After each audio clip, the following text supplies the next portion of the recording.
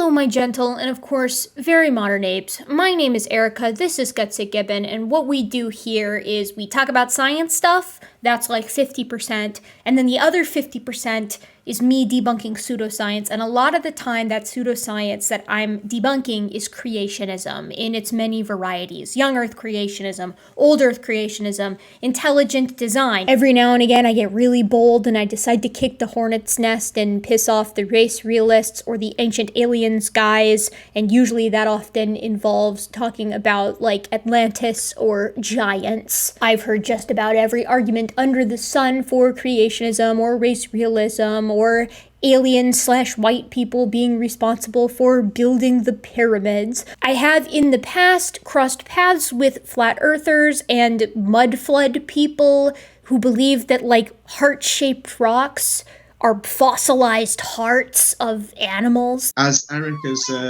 into paleontology, I'm really hoping to get her opinion.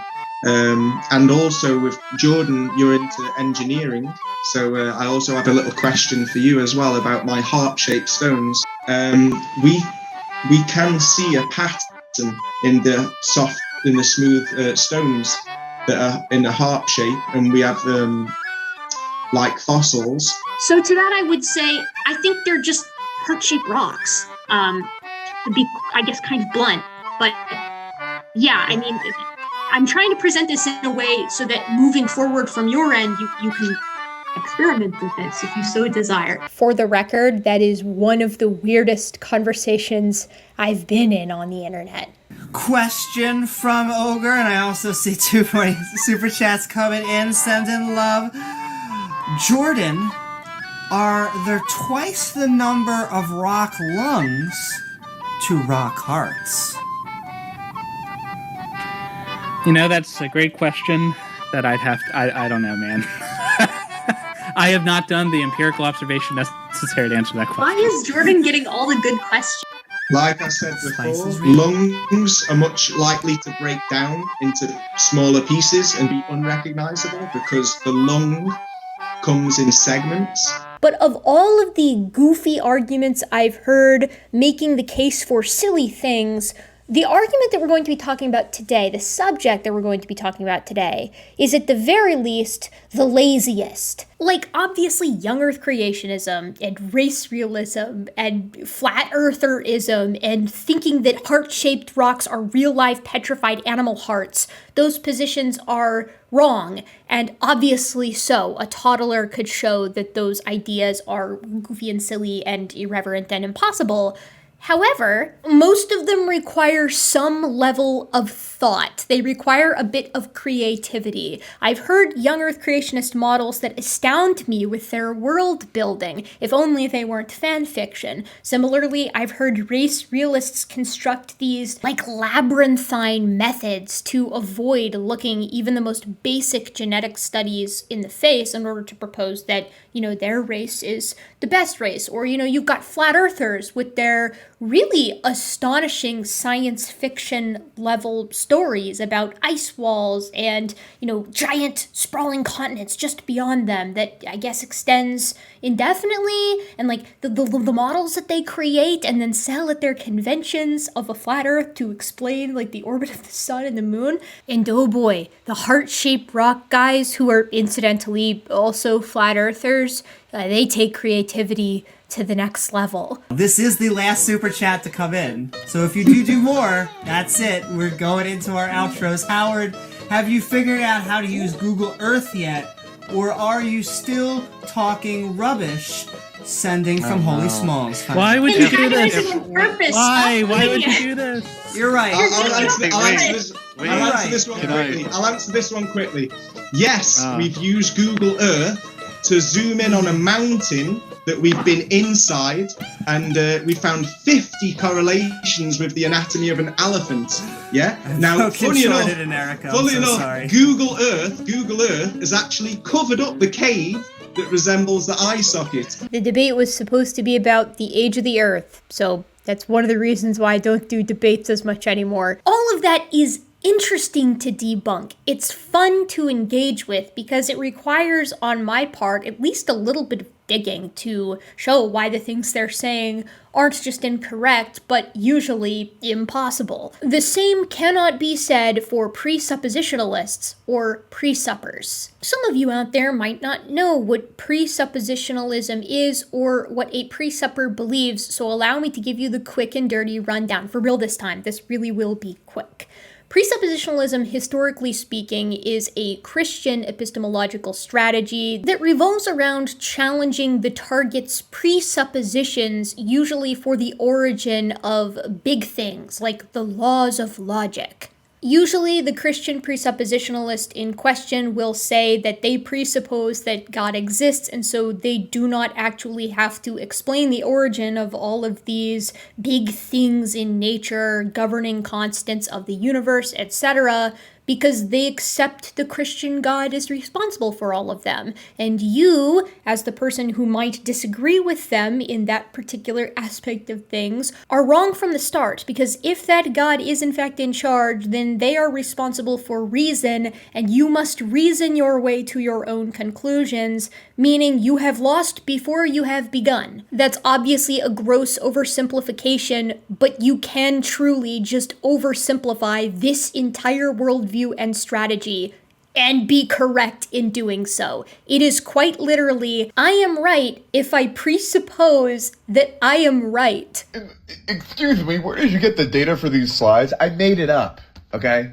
All of this data is made up. I have an incredible imagination and a rich inner life. It's the debate-bro version of times infinity plus 1, where like when you were a little kid and you were arguing with someone and they say times infinity plus 1, and then whatever you say, they're like, whatever you said plus 1, so I always win. To use a current phrase, it's the kind of shit that goes hard if you're stupid. Now, I would argue that presuppositionalism is not limited to Christianity and has become something of a viral mindset amongst people in general, assuming you're right to prove that you're right.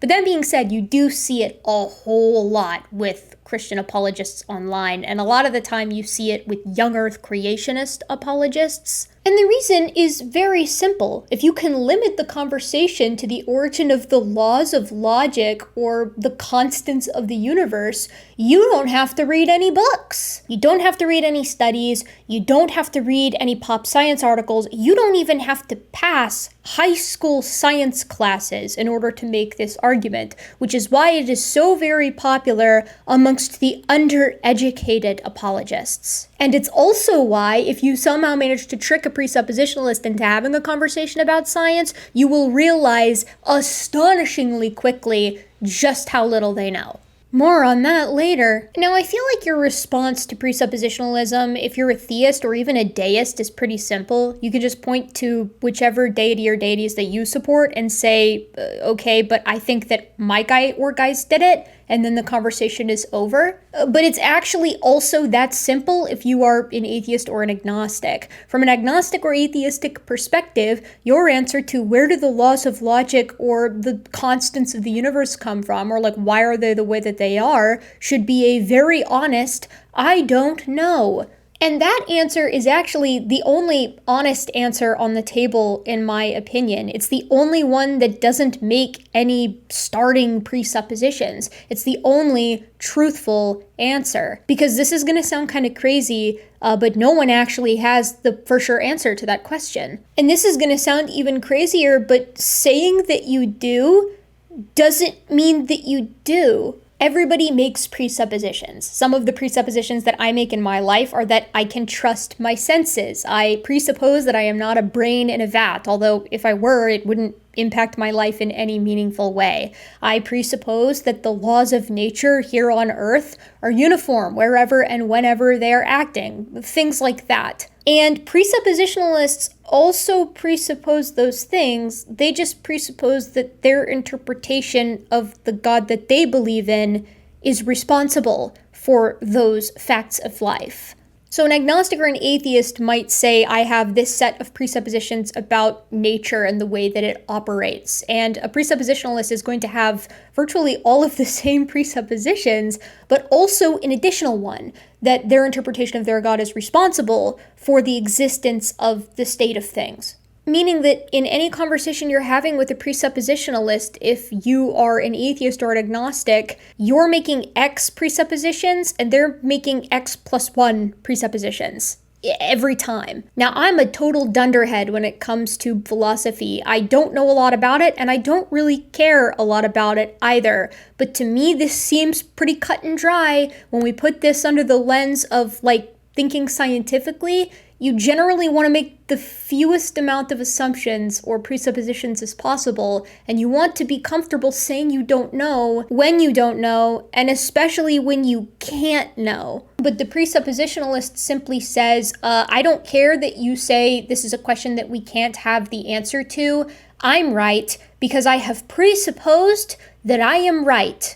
Hey, I'm begging literally everyone to use their brains. Request denied. It is the ultimate circular reasoning, and it is for this reason that presuppositionalism is for people who don't read, or maybe even can't read. People far more brilliant and well-read in philosophy than I am have talked extensively about why presuppositionalism is so intellectually bankrupt, but I feel like you don't even need to go that deep with it. I'm right because I say I'm right, that's not an argument, and that is why I personally will not debate presuppositionalists. I don't do it, except when I do. I'm actually gonna turn into a little rascal tonight. I'm gonna turn into a little bit of a rascal. A couple of months ago, I hopped on Young Earth Creationist Apologist Standing for Truth's open mic to have a discussion about human evolution, specifically with regard to Neanderthals and the Y chromosome, and I was goaded into a conversation about presuppositionalism with my least favorite presuppositionalist. I say goaded like this was in any way not my fault. I certainly don't hate this guy, the person that I'm going to be having a conversation with here, Redefine Living or Sam. I just really dislike him a lot. I don't like his personality very much. I would like help him if he needed help, for sure, but I don't like him. And that's kind of important to say because I'm pretty mean to him in this conversation. So a little context for this thing before we get the ball rolling. The conversation with Donnie of Standing for Truth had sort of pattered out. He took a break to go get something to eat or, like, I don't know, go to the bathroom or something. And another person in the room, a guy named C. Brown, started asking me about the best argument, in my opinion, in favor of intelligent design to the detriment of evolution. And my response to this was basically, there isn't one. I mean, C. Brown, like, I can't think of a single structure to me that is, like, completely out of the bounds of natural selection. I can think of... Okay, before natural selection then. Because if you can't think of one thing, then you can't say that you believe in God. Or that you believe it's possible for God. Then evolution, abiogenesis, you got to stand on its own merit. That doesn't follow at all. You could just have God spark abiogenesis and instate evolution as a means by which to keep life alive and kicking, but I digress. At this point, Sam interjects. Well, hold on. I'm going to jump in really quick because I am part of the debate type panel. So the reason you gave, Erica, that would be a non sequitur. First of all, the last response you gave, that would make your worldview unfalsifiable, and then it would definitionally be a pseudoscience. Evolution is super easy to falsify. It's just not falsifiable with any existing data. That's the point. If you found a bunch of lagomorphs in the Cambrian tomorrow, all of a sudden, that would be a great falsification, or at least a data point towards the falsification of evolutionary theory, because you would be having Cenozoic mammals showing up before the first mammal by like hundreds of millions of years. But Sam doesn't know anything about science. You probably remember him, actually. He's been on this channel before. He tried to solve the heat problem once. But understanding the global flood, the fountains of the great deep bursting forth, is it possible that there was a water bed underneath the earth and there would have been no friction at all? In the same way that you release a balloon, you blow up a balloon and you release it and it floats around in the air and in your room and then until it finally hits the ground. In that same way, could it be possible that almost like when you have a cup or a bucket with a leaf on top, when you try to dump the water out, the leaf kind of just floats around, and as the water spills out, that could be. But again, we simply don't know. I mean, what was that? What was that? What were you trying to say? How would you say your mental focus is? Oh, it's focused. I haven't, look, I have trouble even saying to myself my own head the number of years. I no more think of myself as being as old as I am than fly. I've re-listened to him explain that bit many, many times, both when I was editing that video and when I've been editing this one, and I still don't know what he was trying to say. And then the third thing is, I'll give you an argument right now. I have in the past, but you want to run away every time I do and call me a presupper instead of actually engaging with the argument, even though I've pointed out numerous times that the arguments that I've make are not presuppositional. I can give you the transcendental argument if you want, but the arguments that I've given you are the same arguments that people like Anthony Flew and David Hume, or atheist philosophers of science, have wrestled with, or Robert Jastrow, the head physicist of NASA. But when I give you these arguments, you want to say, oh, you're a presupper, and then you want to run from them. And so, every point that you've made is easily refuted. You want an argument? I'll give it. He asks you a question, the response you give, non sequitur. It does not follow that because you do not see the necessity of an ultimate being when you're looking at molecular biology, that therefore that necessity isn't necessary. That doesn't follow. So you've not actually given a response at all. The transcendental argument is a presuppositionalist argument, right? This is a strategy, an argument that's made by presuppositionalists who are saying, I have a solution for this question of the origin of knowledge and the origin of these laws and consciousness and blah, blah, blah, blah, blah. And that cause is God. How do you answer that question? And it's interesting because what he just said there was denying that there's a necessity for an ultimate being to explain biochemistry doesn't mean that that being isn't necessary. And it's like, well, we don't have any structures that are like outside of the reach of evolution. So, you have to provide something that actually is irreducibly complex first, or like unevolvable, or like some genetic gap that evolution can't cross first. But then I can also just take that logic and like turn it around on you, right? Saying that your interpretation of your version of God is the solution to the question of where does knowledge, etc., come from, does not mean that it is. But if you want to stick around, like you said, and you want that argument, I'll be happy to give it to you. But first, we're just going to go around the room and let everyone sign off. But if you want to do that, if you want to stick around and actually engage, like you said, I'm ready. And I've got another, an hour if you would like. So, Sam, to me, this is summarized like really, really easily. So I feel the need to warn you before you watch the rest of this video.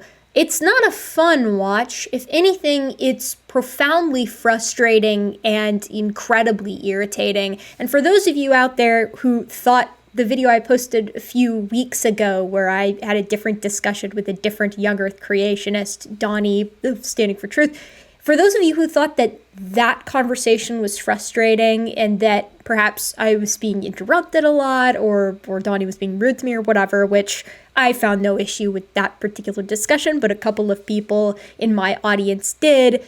If you're one of those people, you're going to want to sit this one out. You should go ahead and tap out on this video. There are a couple of things you need to know about my interlocutor, Sam, here. The first is that he's almost pathologically ignorant on scientific topics, which he has demonstrated many, many times, and I've showcased a few times here on this channel. The second is that his arrogance makes him a textbook example of the highest degree of the Dunning-Kruger effect. Like, he's just got this nasty habit of making claims about subjects that he doesn't know very much about, to the degree that sometimes he'll make a claim, say that that claim is supported by a book, and then it turns out he has not actually read that book. So for instance, I have many Christian friends who argue that there is excellent support for the resurrection of Jesus Christ, and they can give examples of what they feel that evidence is. Here's a conversation that friend of the channel, Grayson of Based Theory, had with Sam about that topic. Are there any non-New Testament sources that would corroborate the New Testament's claims about the resurrection? Grayson, yes or no? I'm going to directly answer. Okay. There are so many exterior sources independent from the Bible that you can prove the resurrection without the Bible. Okay, awesome. Let's name some. Boom. Well, like I said, I just started with the book. Well, yeah. So let's I gave you my. Well, I'm not prepared. I'm not prepared to dive. But you said that there are so many, but you can't name one.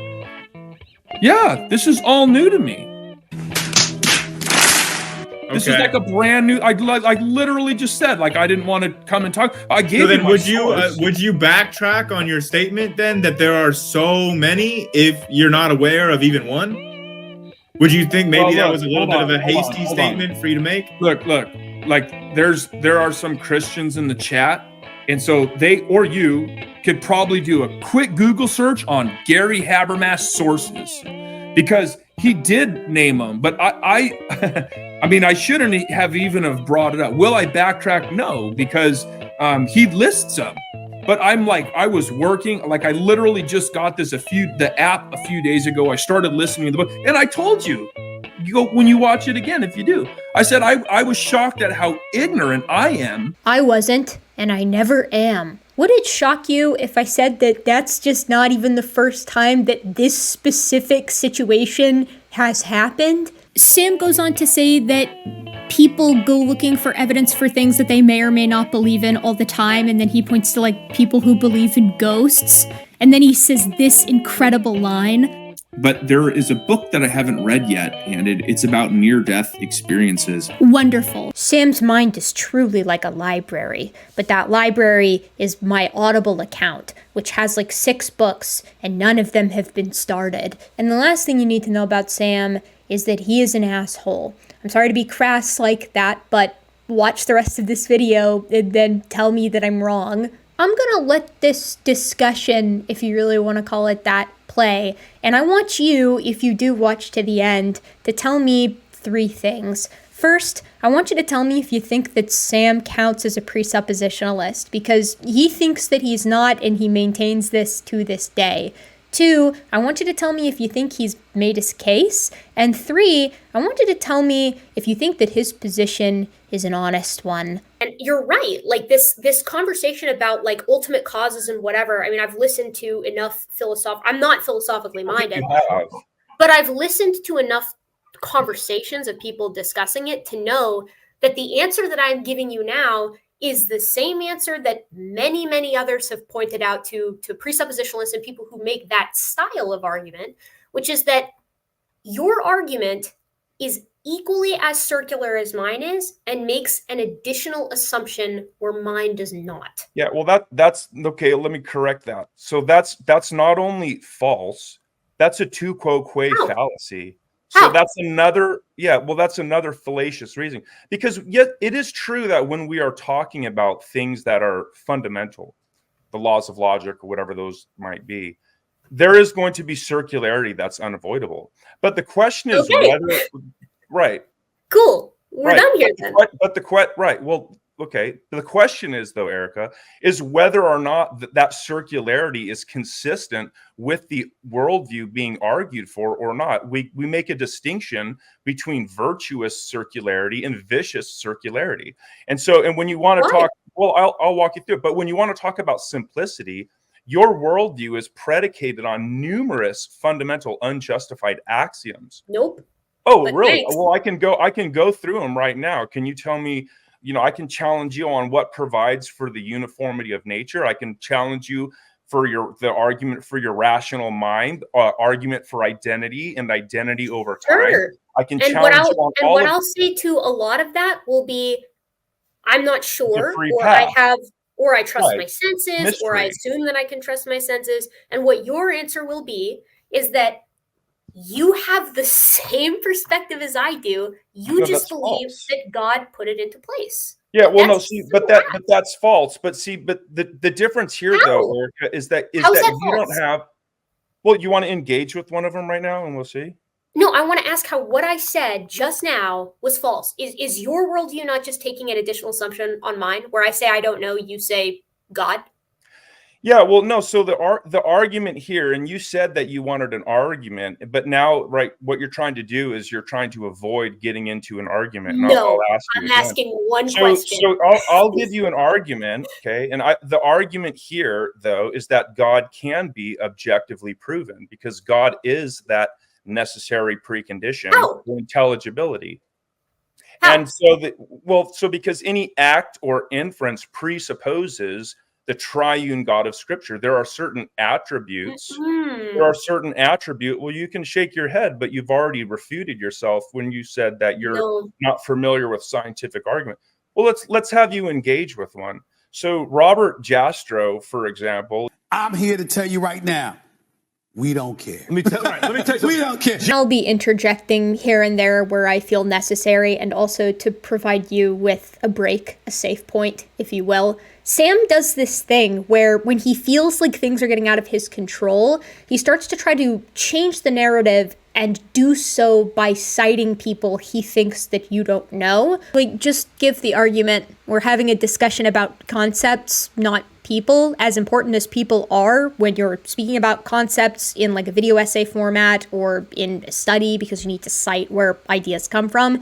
In a conversation with another person, the second you start bringing out, name after name after name, you just look really pretentious, and it looks kind of like you didn't have anything else to say, so you're trying to seem more informed than you actually are. Because remember, what we're talking about here is whether or not Sam makes more presuppositions than I do, whether or not he's a presuppositionalist. And again, we both make assumptions that we can trust our senses, or that the laws of nature are uniform where and when that's applicable. But whereas I say I don't know what allows us to have trust in these faculties that clearly work because they provide us with accurate predictions about the world that we live in over and over and over again, unless you just want to devolve into solipsism. Whereas Sam says that his interpretation of the God that he believes in is actually the reason for that. And if you ask him why that is,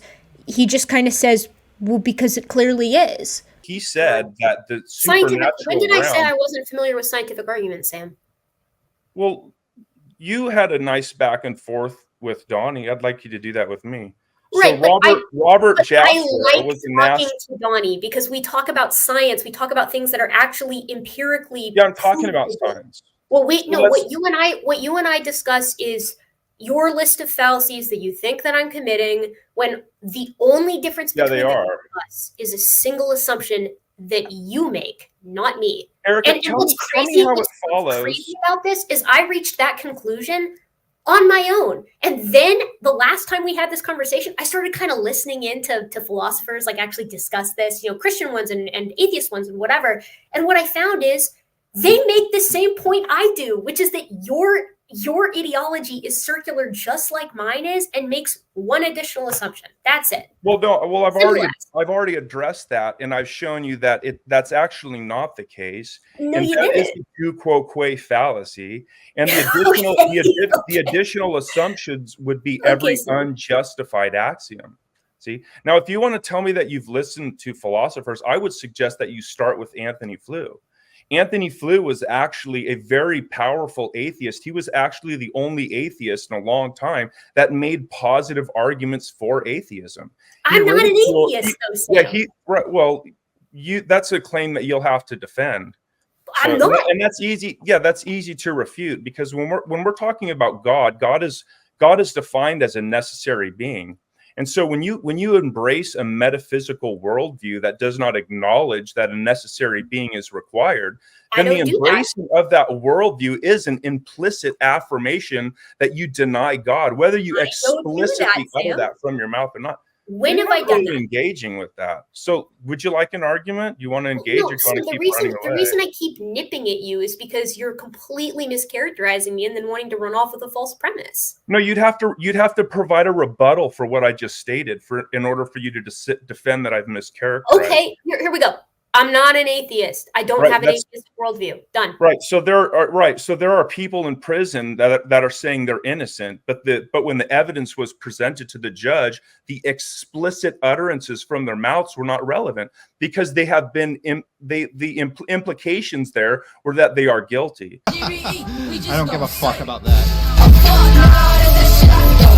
Another fun little aspect of most presuppositionalists' platform or set of beliefs is they believe that people who don't agree with them are suppressing the truth and unrighteousness, meaning, I kid you not, everybody on the planet knows that they are right. It's just some of them are like so delusional or so evil that they manage to ignore the truth that they know to be the case, which is that Sam and people like him have actually got it all figured out. That is a real part of what these guys believe, what presuppositionalists like Sam believe. Obviously, when you presume that you are correct, and you also presume that everyone else knows that you're correct and they're just suppressing your truth and unrighteousness, there is absolutely zero reason to argue with you. It's like arguing with a petulant toddler or a very intelligent, if narcissistic, baboon.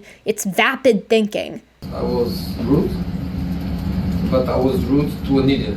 And so again, this is really simple. So you know me better than I do. That's what I'm hearing. Right. Well, listen, this is really simple. Is that correct? Yeah, anyone can really follow this. This is pretty simple, right? When we're talking about God, we're talking about a metaphysically necessary being. Do you know me better than me? I want to get that off Erica, off here real quick. I want you to focus, okay? When we're talking about God, we're talking about a metaphysically necessary being. Do you Let's try this one more time. Do you know me better than me? If the answer is yes, I'm out of here. If the answer is no, then we can continue down this path. Well, can we make a distinction before I answer that question, or is this you dodging again? No, make the distinction. Yeah. Well, so if Christianity is true, and God, the God who created, if Christianity is true, then God created you. And if Christianity is true, then what God revealed through the scripture about the human nature, that would also be true. And if that is true, then I do know you to the extent that God has revealed to me. And so you would actually be wrong in your assessment of yourself if my worldview is true. So if you are begging the question, are you begging the question? No, I think. No, are you begging the question? I think we're gonna have to take a couple steps back there, Sam, because the first thing you said, check, right? If your worldview is correct, then God reveals himself through scripture, sure. Now, the second thing you said is that if your worldview is correct, then God reveals certain things about me to you through scripture. What things? The nature of mankind. Like yes. what? Like what? That we have a proclivity to sin and that we are rebellious in our nature, and that we don't want to be accountable to God. So we suppress the truth of the God that we know because we want to live certain licentious and rebellious lifestyles. Rejecting the God that we know, I'm going to need two things for that. I'm going to need a scriptural validation for that because I know there are many interpretations of that specific verse. Romans 1. Of Romans 1, yeah. I know there are many interpretations of that verse. Also, it's pretty straightforward. Someone who studies. Hold on. Then why do so many people disagree? Right. So that would be a non sequitur. It doesn't follow that because some people are confused on how to put their exegete on a scripture or their eisegete on the scripture therefore does follow, Sam. Erica, you continue to interrupt me. From your worldview, it follows. You continue to interrupt me. So the reason I'm interrupting you is because you keep saying incorrect things and then wanting to run off with them. I'm trying to stop you. You have to rebut what I've said, though. Can you provide a rebuttal? If you can't rebut what I've said, then you're just begging the question. So two things have to be correct for Sam to be right here. The first is that Christianity needs to be the correct religion, and not just the correct religion, but it has to be the correct several denominations that reach Sam's set of beliefs, right? The second thing that needs to be true is that Sam's interpretation of Romans 1 needs to be the correct interpretation. The burden of proof to prove both of those two things, or even support them to the exclusion of other denominations and other interpretations of Romans 1:20, is astronomical and impossible to meet. I think he knows that, which is why his answer to this is, well, it's obvious that my interpretation of Romans 1 is right. With the proper exegete, you will reach my conclusion. Yeah, Sam, people think that they're right on certain topics because they feel that they can reason their way to that conclusion. It doesn't make it so. And the fact that there are so many alternative interpretations of this particular text doesn't lend confidence that Sam's is correct, unless he wants to appeal to some kind of divine revelation, in which case, I don't care. That's simply a claim. But this is all important to mention here because those two facts, that Sam is correct in his religious perspective and that his interpretation of Romans 1 is correct, both of those are prerequisites to every subsequent argument that he makes. So you kind of have to support those, don't you? Which part? Romans 1? This is really simple. Yeah. So yeah, right. Yeah. So you said you had one criteria, and I said, oh, you need a biblical reference. I give you Romans 1. Didn't meet it. So what was your next one? No, the reason that Romans 1 doesn't meet the criteria is because there are several different interpretations of Romans 1, and if God truly reveals himself through his word, and if he is not attempting to be divinely hidden, then he should want people to reach the truth of his word wherever and whenever they may find themselves reading passages like Romans 1. He's not the God of confusion. He's very clear about that in scripture. So therefore, why are there so many different interpretations of what you presume to be such a straightforward verse? How do you that is something that is explicitly stated in Romans 1 and something that I just said to you. Because people like yourself, they don't want to be accountable to God, so they suppress the truth of the God they know, and they go on believing a lie. Now, if I'm wrong, that's circular. You believe that your interpretation is correct, so your interpretation is correct. Yeah, boom, you just problem time. Erica, what do we do now? Erica, you're bickering. You realize that? I am, Sam. You're so easy to bicker with because I find you to be very provocative in the sense that you like to do things that I find irritating, and I don't feel like you actually want to have this conversation. Now watch with wonder as he completely pivots from trying to defend his interpretation of Romans 1 to going back and saying, you don't know where the laws of logic or the uniformity of nature comes from. And that's what you dodge. That right? You told C. Brown that you would want an argument, and I'm going to give you an argument. I gave you one argument. I can give you an argument that your worldview cannot give an account for the preconditions of science. You said you wanted to talk about science. Science has preconditions. One of the preconditions is, hold on, Erica. Hold on. One of the preconditions of science is uniformity, identity, and identity over time. One of the preconditions is that there are real laws of nature. Okay, Robert Jastrow, an atheist, or he calls himself an agnostic. Oh, brother, this guy stinks! I don't care about that even a little bit. I need this guy to make an actual argument as to why he is not a presuppositionalist when he is exhibiting every quality of one and making all the arguments that presuppositionalists make. Whether or not he can defend that. A NASA physicist, he says that the laws of nature are demonstrable proof of the supernatural, that the physical world is in submission to supernatural forces. I don't care about what he thinks. Well, that's because you're a dog. And honestly, here's the problem. If he's correct, which I don't think he is, but then if give he's me a correct, response. Respond to it then. Engage with the argument. Do you not engage with the argument? Don't run away. To sentences when they're like speaking them, or just like what's you just engage with the argument. I'm like in the middle of my sentence, and then you're like, "What are you going to answer? Huh?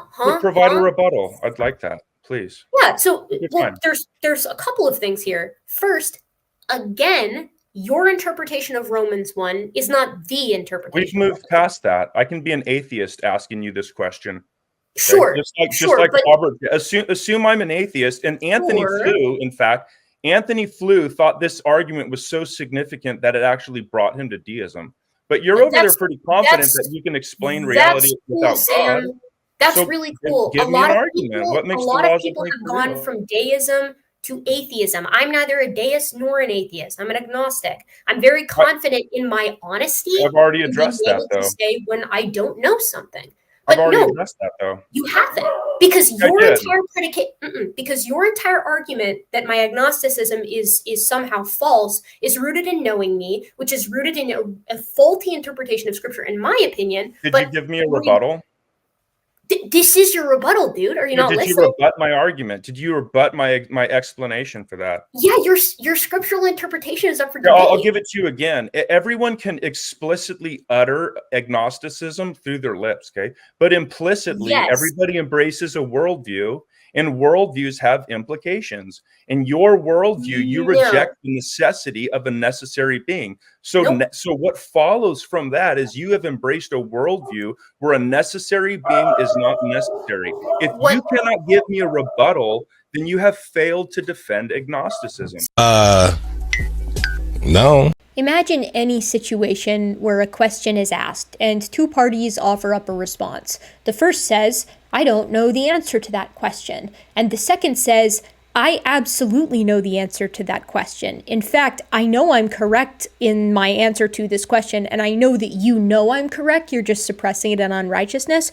Which of those two parties has the burden of proof? Which of those parties needs to defend their position? Presuppositionalists like Sam are so deeply fearful of death and the unknown that they can't even stomach the prospect that someone else disagrees with them, thinks that the answer either is not known or worse, can't be known, and worst of all, that that person might be comfortable with that fact. That insecurity is the root cause of presuppositionalism as an ideology. They can't handle someone saying they don't know or disagreeing with them, so instead, the reality of the world is that everyone actually secretly agrees with them. Sam, what follows from that means that what follows is hinging on what you said previously being true. Do you have a rebuttal? It's not. I don't know how many times I have to tell you. Does everyone have a worldview?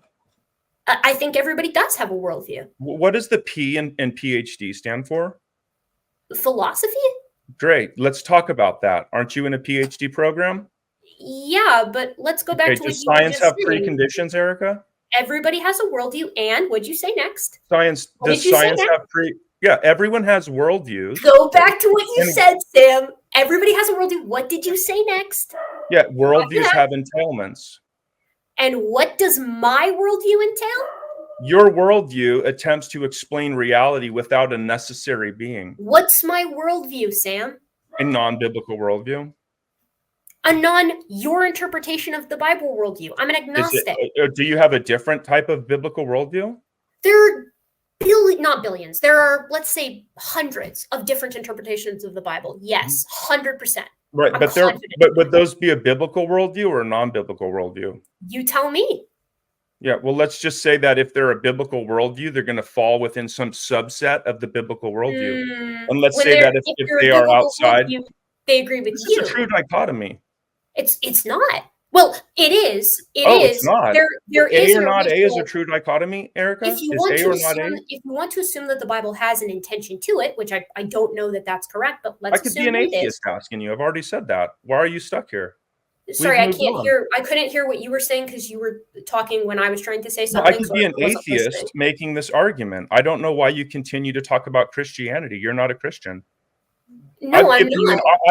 I've given you an argument to which your response has my position has no bearing on the way you respond to my argument. But your argument absolutely doesn't hinge on you being an atheist. I'll walk through it with you again. Capable of saying it because you just got done talking about how the biblical worldview is something that you hold to, whereas you're not others focusing. not.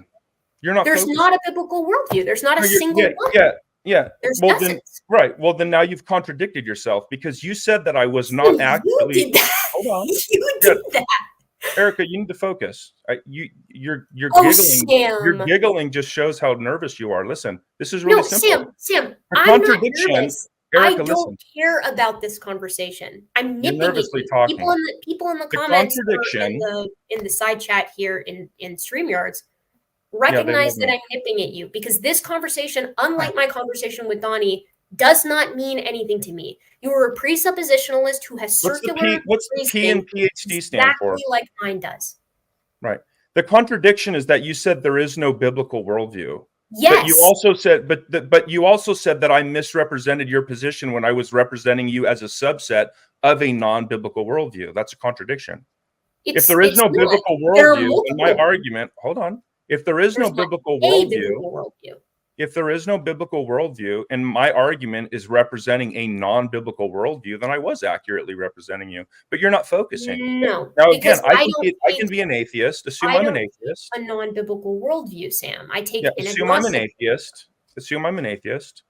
We're no longer talking about Christianity. Okay. Assume I'm an atheist, and we're both on a train, and I'm asking you, hey, Erica, you know, you're in a PhD program. P is for philosophy. Does science have preconditions? That's a question. I'd say, yeah, everything does. Okay. Is the uniformity of nature a precondition? Of science? Sure. That's not my worldview. Okay. And what provides for that? I don't know. It's just a mystery?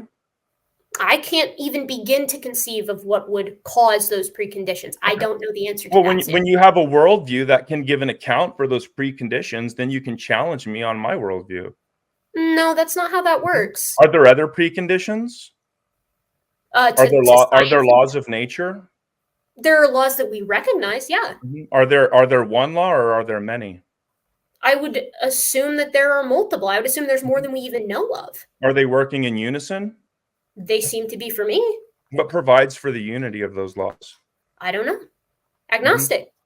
I don't know why we keep doing well, it's not agnostic. That's just ignorance. And I don't mean that I'm ignorant of anything. No, Sam, it's I'm not insulting literally definitionally your worldview. agnostic. Yeah, your worldview can't give an account for it. Is there what anything does agnostic mean, Sam? What does it mean? Well, it's an attempt. So typically it's an attempt to prevent yourself from defending the true position. What does it mean? What does it mean? What is the position that people mean when they say they're an agnostic? What does that mean? It's an expression of neutrality. It's an expression of neutrality. It's Is that saying defensible? I don't know. Right. That's what you've uttered. Yeah. Yeah. So do I just believe what you say? I don't know. That's up to you. I get such strong secondhand embarrassment when I rewatch Sam try to make his case here, when I rewatch this exchange. But this is what presuppositionalists reap when they use such dog water arguments, such as, I'm right because I assume that I'm right, and you know it, but are suppressing it in your unrighteousness because you want to live licentiously. It does not get better from here either. Erica, there's a God. Do you don't accept that? Erica, there's a God. Do you accept that? I don't think that there is, but there might be. Oh, okay. So you don't accept what I say in the same way I don't accept what you say. You want an argument, right? That's what I want. Well, no. Erica, is there anything in your worldview that's metaphysically first? Back up. What you did was try to make a statement on my position, and then you asked me a general statement. You asked me if there was, let's stay together on this. You asked me if there was a God. I said I don't think so, but I said that there might be, right? Yeah. Is that an implicit denial of a necessary being? I don't think so. I think it's me saying no. I don't know. If a being is necessary, then a being is necessary. If someone, if you say, if my house is smoking, okay, we'll move on. If you come and ask me if my house is smoking, and I'm not standing where I can see my house, I'm going to say, I don't know. Is that an explicit denial that my house is smoking? Yeah, well, that's a category error, but that's okay. It's just, Sam. Right, because I'm begging you to talk like a normal person. I'm begging you to right, no, it's a conversation. Okay. What's the P stand for in PhD? We're talking about that right now, right? Do you study that at all? Do you study that? Erica, is there anything in your worldview that's metaphysically primary? Sorry, what's my doctorate in, Sam? It's a philosophy, right? What's my doctorate in? One of the natural sciences. Okay, so why are we having a conversation about philosophy definitions? Because science has preconditions, right? Is my doctorate in the philosophy of the sciences, or is it in biological anthropology? Erica, is biological anthropology a natural science that has preconditions? Yeah, like all sciences. All right, let's talk about them. Because what I want to know, I dislike this conversation so much, because we've reached the freaking feedback loop. Let me ask you one more question, because as it is right now, your worldview is pretty irrational. We are enormously fortunate that the mass of that statement's irony did not collapse in on itself and form a supermassive black hole. But is there anything in your worldview that is metaphysically primary? Something that's non-contingent and something that is non-derivational? This is the kind of question that has a firm answer if you have a firm perspective, like metaphysical naturalism or dualism or whatever. But agnosticism leaves the possibility open for quite a few different perspectives, no? So from an agnostic perspective, there are multiple things that could be metaphysically primary, but there is nothing that is metaphysically primary, if that makes sense. Something that's just metaphysically first. I'm honestly just kind of flabbergasted that you still can't seem to grasp. Well, is there anything like that at all, Erica? Agnostic. What does that mean? Yeah, I get it. You're neutral, but within your explicitly professed neutral worldview, is there anything that's metaphysically primary? I don't know. You don't know? Is there anything that's metaphysically derivative? I don't know. Are you metaphysically derivative? I don't know. You don't know if you derive from your parents, maybe? I mean, I would imagine, like, this is embarrassing. If you mean empirically, I'm genuinely embarrassed for you right now. Let's think this through. Did you derive from something? Sorry, Sam. Did you just say that you were embarrassed for me in this conversation? Yes, I am, because you're an educated person, but you're acting like a child. I'm just asking you fair questions. This is like, I couldn't have asked for a better clip. So some of you might be a bit frustrated or maybe even angry on my behalf hearing how Sam has behaved over the course of this discussion. And I think that you should probably take a moment and appreciate that I was quite mean too over the course of this little chat, although I don't think that I am nearly as off-the-cuff infantilizing as Sam is. Some have proposed in the past that he behaves a bit differently towards women as compared to how he behaves towards men. I don't really care either way, because sexism only bothers me personally, if that is in fact what's going on here. Then I'm not really sure if it is or isn't. But sexism only bothers me when it's being carried out by someone who is above me or even just generally competent. If this type of behavior is in any way motivated by the fact that I am a woman, it feels more like when a disgruntled high school boy or any given Robert Sepper fan hops into my comment section and tells me to, like, get back in the kitchen or something. There is sexism in our world, and I think that sexists should absolutely be bullied for having sexist opinions. However, the nice thing about being right is that it has absolutely nothing to do with your sex or gender. And for my money, I would rather just beat someone to death, metaphorically speaking, with arguments and data. So, before you comment about how you were upset that I was disrespected, please remember that I don't give a shit about that. It doesn't bother me. I got all the satisfaction I needed by beating Sam into the dust, just rhetorically speaking, in this conversation. I sleep well at night. Like, I couldn't have asked for a better clip. Like, especially, we could put it right next to your waterbed hypothesis for the heat problem solution. Yeah, Erica, that was hilarious. Right, and that's hold on. Are you presupposing a naturalistic interpretation of the physical world? No, I'm not. Oh, you're not? Oh, so then you have no objection to me invoking a miracle or God doing miracles, right? Well, That's I another don't contradiction. presuppose like a presuppose a everything. naturalistic origin for things like the origin of the universe. Yeah, for things here on the planet, of course I do.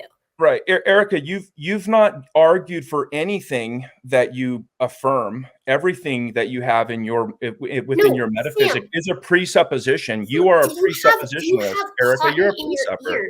I started with what I affirm. I said, I believe that, yes, that there are natural laws in science. I believe that we can trust those laws. I believe that Can we talk nature about is that? uniform. I believe that I can trust my senses. Wait, I'm not did you say nature is knowable? No, I said is consistent. Oh, is that universally true? I think it depends on which part of nature we're talking about. Do you know what a Gravitation composition? isn't, but the law Do you know what a composition fallacy is? I'm going to go ahead and just ignore that and take us back to what I was just saying, because I didn't get to finish my point because you interjected again. Okay. What I said at the beginning of this conversation, what I affirmed, are all sorts of different aspects of the natural world and my senses. Then you asked me where those come from. What did I say? Yeah, you said that you can't explain reality without God. What did I say? Yeah, you said you can't explain reality without God. What words did I use? You appealed to ignorance. What did I say, Sam? You said that you didn't know. I said I didn't know. Yeah. I could have been a really good preschool teacher, I think, and I bet it would be a whole lot easier of a gig than this singular conversation with Sam, because 5 and 6-year-olds are more reasonable. I have kid relatives who have to be asked fewer times to go pick up their blocks than it took Sam to recall a single statement from 20 minutes prior. Is that appealing to ignorance? I don't know. No, actually, you know what? It kind of is an appeal to ignorance, because I'm ignorant about a lot of stuff. Right. That wasn't an insult. I'm ignorant about the inner machinations of how my lamp works. I'm ignorant about the unique beauty of meteorological equations that we use to derive where hurricanes are going to go. I'm ignorant about a lot of stuff. So are you. I fully agree. But the critical point is, I'm honest, Sam. You're not. I don't know what that means. You claim that you know where all of this stuff comes from because you presuppose that you're correct. Yeah, if I presuppose I'm right, guess what, Sam? All of a sudden, all my problems are solved too. But I'm not deceitful and I'm not a liar. And so I don't I don't know why that would be a problem. Things come from when I don't. Erica, do you know what a juxtaposition is? I do know what a juxtaposition is. Okay, so what I'm doing is I'm juxtaposing my worldview to yours. And so you said that you're rightfully so, that we are both ignorant of many things. Is there one single thing that you can present and defend that is not contingent? Just one thing. That's non-contingent? Non-contingent. A single fact that's non-contingent. I don't think so, because so you're ignorant about everything, right? No. Well, hold on. Because if every fact... No, Sam. No, if you're going to say, if you're going to make a claim that makes me ignorant about everything, then we're going to have to come back to what you believe. You believe that all of those things that I assume I'm an atheist. No, because you're not. I'm juxtaposing my position with yours. That's a quo quo fallacy. If you're an atheist, then we have roughly the same position, except I'm more honest than you are, because most atheists claim that there is no God. I don't make that claim. Now, then we would both be grossly irrational. Compared to you, my worldview is significantly more honest and significantly more transparent, where I say I don't know where all of these assumptions that I take for granted in my life come from. You say you do, but you can't, because you have to presuppose you are correct to prove you are correct. This is such a simple concept. I've been arguing. Is that a claim you can defend? Everything you just said? Yeah, I think I can. All right, let's try it. We'll go real slow. Okay. No. This is you trying to defend it, because I'm defending that you're a presuppositionalist. Are you? Well, actually, we've just shown that you're the presupper here. See, every time you've accused me of that, you've not known what it meant, and I've just shown you that your worldview is based on a bunch of unjustified presuppositions. Every single fact. Hold on. You've already conceded that every fact within your worldview is fundamentally based on a mystery. At this point in the conversation, especially watching it back, it started to make me wonder if Sam actually knows what the definition of presuppositionalism is, right? This isn't a state that can just be unilaterally ascribed to any belief that has any presuppositions. It's specifically referring to an apologetics style that is, as I said earlier, typically used by Christians, usually evangelical Christians, but the mentality shows up elsewhere. And I think he doesn't know that. I think he might not actually know what presuppositionalism is in the sense of how it is used in conversing about philosophy. Presuppositionalism does not mean you make presuppositions. Presuppositionalism means that you presuppose that your ultimate presupposition is correct because it has to be. You assume that you are right to go on and prove that you are right. And again, you also assume that everybody else knows that you're right and is suppressing it in unrighteousness. You presuppose. Yes, 100%. Right. Yes. Mwah. Right. Finally, Sam. Yes, you are correct. But you I presuppose. agree. Hold on. You presuppose that you can know stuff, but you can't give an account for it. You presuppose you can do science, but you can't give an account for the preconditions. I can't explain You it. presuppose that there are laws of nature and that they're universal and that they're You're right, invariant Sam. because of the composition fallacy. Hold on, How I'm just getting started. on earth can I manage in this world? How on earth could a detective solve the mystery of who got murdered with this stainless steel knife if he doesn't know where the knife came from? It's absolutely solipsistic. And your position here, this is the pièce de résistance. For you, it is. Your position makes one more assumption than me, because where I say I don't know, you say God did it. Not just any God, though. Your version of God, which you can't even support because you rely on divine revelation. It's absolutely absurd. But that's just an atheist cliche. No, it's pathetic, Sam. Seriously. Hold on. Please find a better argument. So it's not an atheist cliche. This is factually true about presuppositionalism generally, and more specifically for specific schools of thought within presuppositionalism. And this is something that I learned not from atheists, but from good Christian thinkers who find presuppositionalism to be a bogus means by which to evangelize. Right. You keep saying you're posturing, but you keep saying that, right? That your position. I'm not. I feel the reason why I'm getting worked up is because I find this frustrating, and I find this sad for you, because I don't know why we have to go down this road every single time we encounter one another. I come on the show, I have a good time with Donnie. You want to have the same conversation again. It's a bore. Great. Erica, in order for you to defend anything that you've said, you're going to have to give me a foundation of fact, but you've already conceded that there's not a single fact within your metaphysic that's non-contingent. There's literally nothing you can state and defend that you know. In order for you to defend your position to me, Sam, you need to give an account of where God comes from. Yeah, God's eternal. You can reject that, but I'll show you the problem. Okay, prove it. I just did. Prove it for me. I just did, but you presupposed you were right, ladies and gentlemen. We've got redefined living here, baby. I give you an argument. Here with the finest. If I assume I'm right, I'm automatically right. It's the laziest kind of Christian argument, and it's why only the bottom of the barrel Christians argue like that. Yeah, well, nice posturing, but I've actually been the one arguing, and you haven't. I feel that way about you for real, Erica. I'm not posturing. Erica, you're too scholarly to bicker the way you are. Okay, let me explain this to you. I'm not bickering. I'm frustrated. I'm actually irritated with you. Bickering is when we're playing. We're kind of going back and forth. This to me is a display of intellectual vapidity that you usually only get from Darth Dawkins. Is he where you learn this from? Yeah. So what I'm doing is I'm giving you a line of transcendental argumentation. Okay. And what I've done is I've given you the transcendental argument. So this is a scholarly, sophisticated argument. You're trying to hide. Hold on, stop, Erica. Let's talk like adults. Okay, you keep interrupting me.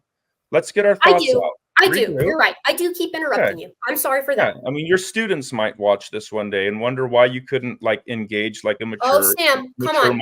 I threw you a bone there. Do not waste it. Don't push your luck. Great. Yeah, so it's common for people to suggest that, the question of where God comes from, that's just a theologically lacking question. So God, we would say, is that metaphysically primary thing. You reject it. Great. That's fine. I'm going to show you the problems that come with rejecting that. And by doing that, if you actually understand what I'm going to throw at you right now, then you will understand the predicament that you're in. Okay, so just bear with me, okay? In order for something to be derivative, it has to derive from something. Within your worldview, there is nothing that is ultimate and non-contingent. There's no state of affairs that's metaphysically first. So you have this infinite regression, but you don't have it follows. When we're talking about, let me explain it to you before you disagree, okay?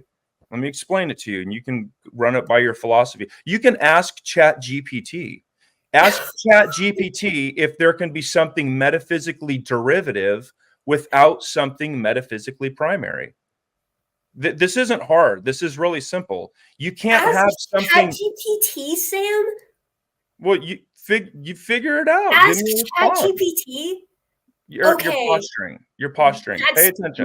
No, baby, that's genuine. That's about as genuine a reaction as you're going to get from me. Holy mackerel. There's not much out there that can stunlock me, like being this far into an argument with someone and then finding out that they evidently use ChatGPT as a resource for this kind of thing. ChatGPT can be a wonderful tool, but especially when getting into the weeds on certain subjects, it can be prone to error, and it absolutely should not be your primary source. But there's something particularly ghoulish to me about using ChatGPT to investigate, like, philosophy and human psychology.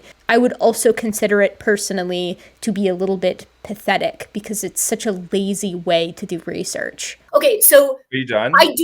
I don't suppose that there is or isn't anything that's like the metaphysically first, as you do with God. I say I don't know if there is or isn't something. But you know what follows. That's why right? Sorry, say that again.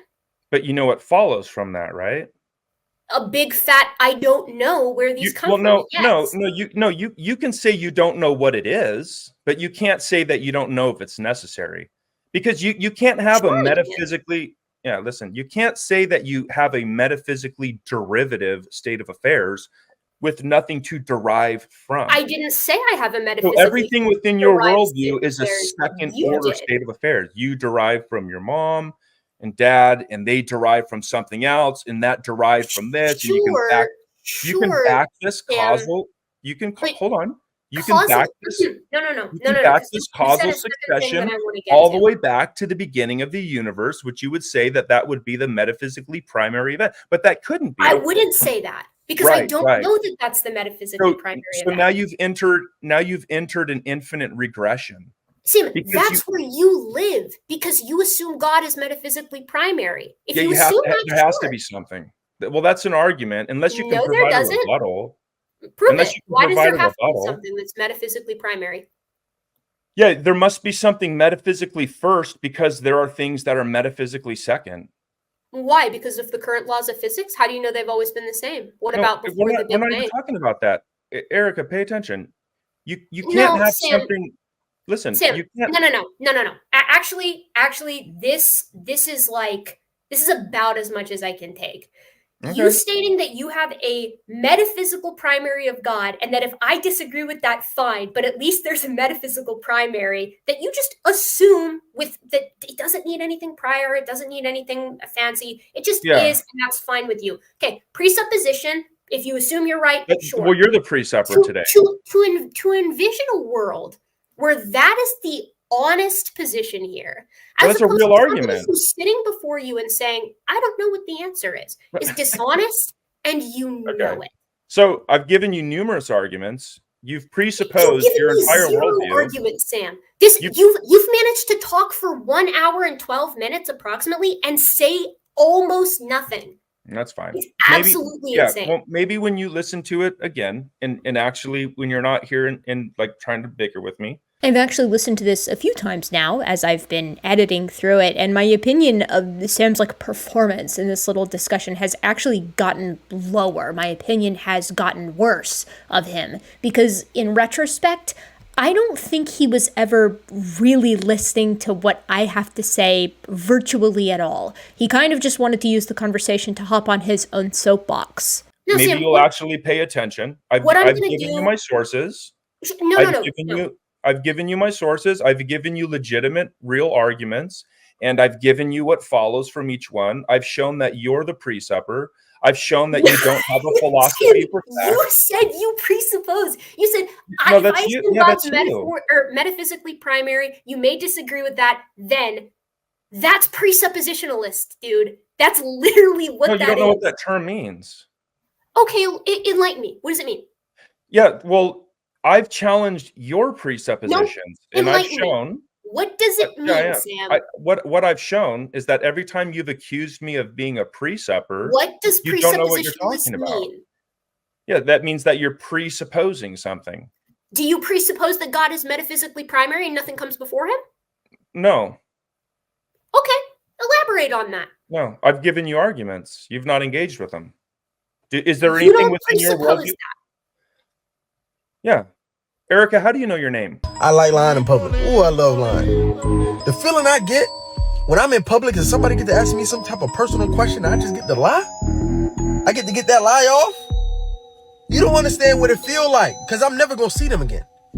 They got to either believe me or they got to check me, and they not going to check me. They just going to let me lie. I love lying in public. That's the type of man I am. I like that. You know what I'm saying? I mean, You're so far out of your league, I want to reply and be like, I'll kill you with a gun. Sam, that is a bold-faced lie, and I have never No, you just don't know what you're talking all my years about. on YouTube, I've never in all my years on YouTube said that to someone.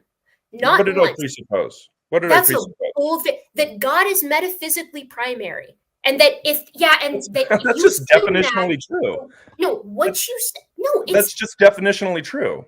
if it's definitionally true, it's presupposed that nothing else can be primary to it. It's an No, you don't uncaused understand. cause, Sam. Right. It's an right. uncaused cause. Can't logically have that, can you? Unless Yeah, you presuppose that it doesn't need one. Erica, you got to try to do a little better job paying attention. That's crazy to me that you would just lie to my face here on this stream. No, I've You're not not lied to you. You just don't know what presupposing you're that talking about. correct? It's look, you can look up just like a philosophical definition of God, and when you understand what that definition is, we're just talking about something that's ultimate, fundamental. We're talking about So, your hold on. definition. No, this is a generic definition. I mean, this is just a standard definition. Like we haven't talking applied about certain. yours. I mean, you really have a bad habit of over talking. I will kill you to death with a gun. It's not fair. You just tweet his address. At I'm him. serious. It's child's play for you in the sandbox, bitch. I'm at the gun store. But yeah, the standard you do, and so the standard definition of God, like you've got a P within your PhD you're going for. You should take these conversations seriously. You're going to be so lopsided within your education. Sam, Okay, I take the philosophical standard conversations definition of with philosophers extremely seriously. oh, I'm when not a and where I have philosopher. I'm not a philosopher. I know. Yeah. I was careful with my words. Right, but I've given arguments from people who are, and you've not touched them. Honestly, Sam, like I'm just not really sure what to do with this. Like to me, this is a nice little cherry on top of our interactions with regard to this topic. I don't think that this is ever going to get very much deeper, but I'll tell you what. When I repost this on my channel, you can check out the comments section and just see how you feel this went. No, That's my promise to you. Okay. Enough people will watch it. We'll get a decent feel for it. I think. No one in my audience is under the delusion that I'm a philosopher. I will be the first person to tell you that. But what I'm going to ask them point blank is to ask if they thought I was honest and if they thought you were honest in this conversation. So what do you guys think? Was Sam honest in this conversation? And add that to your answer to the other 3 questions that I asked at the beginning. Listening back to this thing, I was simultaneously frustrated on my own behalf and also pretty pleased with how I handled the discussion rhetorically speaking. I think I came out looking pretty good compared to how Sam came out looking, but you guys can be the judge of that. You can take away points for having the discussion in the first place, I guess. That one's on me. After that, there's like 5 additional minutes where Sam shills for places to interact with him. So I'm going to go ahead and play that because I think it would be funny if some of you guys who are interested in this kind of conversation went over there and like busted his chops a little bit or told him that, you thought I was right in this conversation or, used your own argument to sort of wipe the floor with him. I think that would be hilarious, and I think honestly that Sam would have a good time with it, weirdly enough. So I'm gonna let him chill. You're also going to hear me apologize for being mean. I always feel bad when I'm like mean to someone's face like that, and then the conversation sort of ends up cooling off, and then I tend to feel bad about it. I even feel bad sometimes when I'm mean to people in Skep Talk when I'm like, maybe I went too hard on him, So and we can see where that if you don't mind, for all of, and I know you've got a massive following, so there's an application called Clubhouse, okay, and it's sort of like Discord. You can find me there under Redefine Living. I've got the same avatar, and you can send me a message. I like that because I can have just extemporaneous discussions. We don't have to set up a big thing like you do. So if you guys think that, if any of your followers, Erica, you think that I'm in error or would actually like to understand, take the time to actually understand the arguments and check my resource, the people that I've cited who have made these arguments, they're not my own, and the conclusions that follow, then send me a message and we'll have a talk. I'll be happy to. But yeah, I mean, there's nothing that I've said. If you understand, real quick, just lastly, if you understood the way that the transcendental argument for God worked, then you would understand that what you have accused me of just presupposing and lying to you, like that's just not what happened. The argument is a bit more sophisticated than that, but I'll be happy to unpack that with someone who says they want an argument and then actually will engage with one. Sam, I'm going to include this. I certainly hope that people who want to have that discussion with you, that they do. If you had behaved like that in our conversation, instead of condescending to me for much of the beginning, which really set the stage for how I treated you, which was quite mean. And I'm going to say I'm going to feel bad about it later because I was very mean to you. And I'm sorry for being mean to you. Thank you. I don't necessarily regret it, but I am sorry for it because I don't like hurting people's feelings. But I'm going to go ahead and take my leave here. Thanks for the conversation, you guys. Donnie, Erica, you did nothing wrong, by the way. Thank you, Robert. I appreciate that. But I actually don't know if that guy was like on my side to start with or if he came over to my side over the course of the conversation. I suspect it was probably the former, but I like to think that that debate went so poorly for Sam that that guy actually just switched sides midway through. Anyways, you guys, I hope you enjoyed maybe listening to me like argue about something that I don't even like arguing about. I needed some additional content to sort of fill out my December and early January release schedule because obviously I'm constantly traveling during the course of the holidays because I gotta go see all of my family members all across the South and Eastern United States. So I needed to have some things lined up to release, and I remember that I had this conversation and also that other discussion about the Y chromosome and Neanderthals with Donnie. So I figured, why not put those clips to good use? Why not put them to work in my favor? If you like what I do, please consider supporting the channel in the free way, which is liking, commenting, and subscribing. It helps feed the algorithm and get my stuff suggested to other people who might be interested in it.